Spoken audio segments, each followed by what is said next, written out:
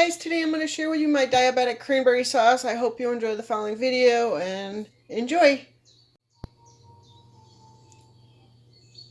Okay, so let's get started. I have here one 12-ounce bag of cranberries rinsed, put in here, and we need to reduce the amount of sugar since it's for diabetics. And diabetic sugar is actually sweeter than regular sugar, but yet has a safer sugar content for diabetics. So instead of, normally we would use 2/3 cup granulated sugar, I'm using a 1/3 cup, I reduced it by half, of diabetic sugar. I'm just going to sprinkle it across there. I need to measure out a 1/2 cup of water.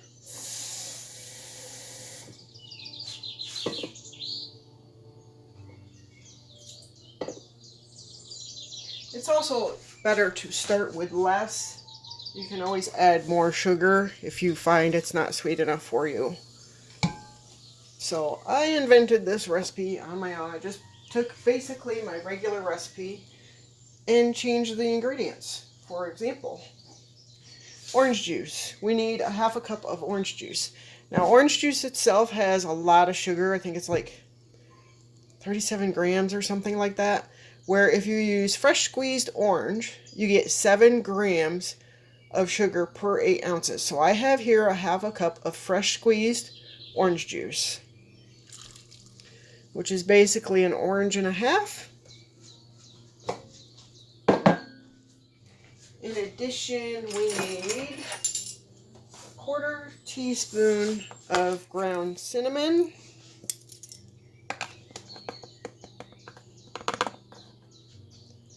And that goes right in.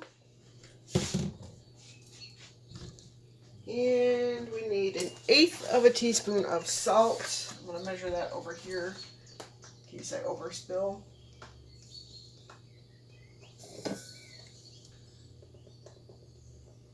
I should say, because I will overspill, I always do. I see a little bit of orange pulp. I'm going to get that out. Another piece. There we go. Now, in addition, I'm going to add a teaspoon of fresh grated orange pulp. I'm going to make it a fairly heaping spoon. And we're going to go ahead and turn that on medium heat.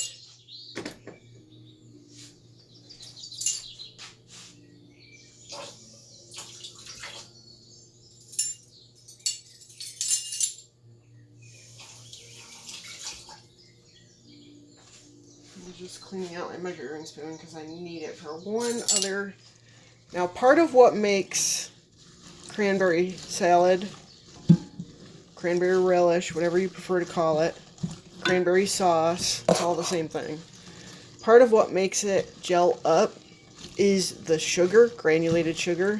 And since it's a diabetic, I wasn't sure when I made it for Thanksgiving how well it would solidify. So, in addition, I'm going to add a wee bit of pectin. And I started out with a little bit, and if I didn't like the texture, I was going to go ahead and add more. So I'm going to do the same thing because a wee bit, the one time I put it in, was plenty enough. So I'm going to put about 1/8 of a teaspoon of pectin.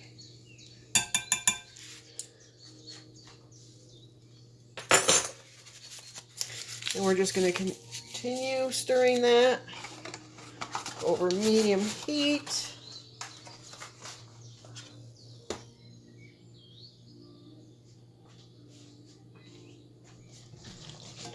And these will start to blister and pop. So I'll be back when they start blistering and popping like magic. As you can see, it's starting to boil. And we want to stir often. We want to make sure the top berries get down in the liquid. And we're going to continue cooking this until they're all soft, popped, and tender. And we'll be back. Sorry about all the steam, but as you see, they're starting to break open. That's what we want. We want to keep cooking them. You can mash them if you want. Make sure they get good and small and squished up. We want to make sure they all pop and cook down.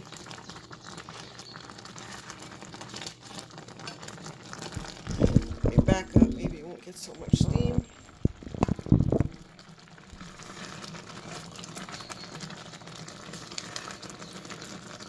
I mean, you can put other stuff in this too. It doesn't have to be just orange. You can put apples in there too. That tastes good in it also. But this is my favorite recipe. And you'll see that if you're a subscriber, I already have a regular cranberry relish / salad / sauce posted. This is the diabetic version I created myself on Thanksgiving. And I decided it worked out really good. I'd share with y'all. Because I know there's a lot of diabetics out there. And Jay loves cranberry sauce. But since he's been diagnosed as diabetic, couldn't eat it. So I made this for him and he was happy as a clam.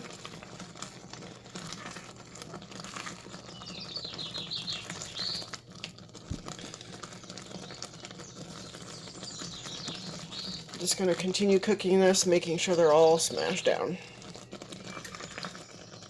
They look pretty smashed.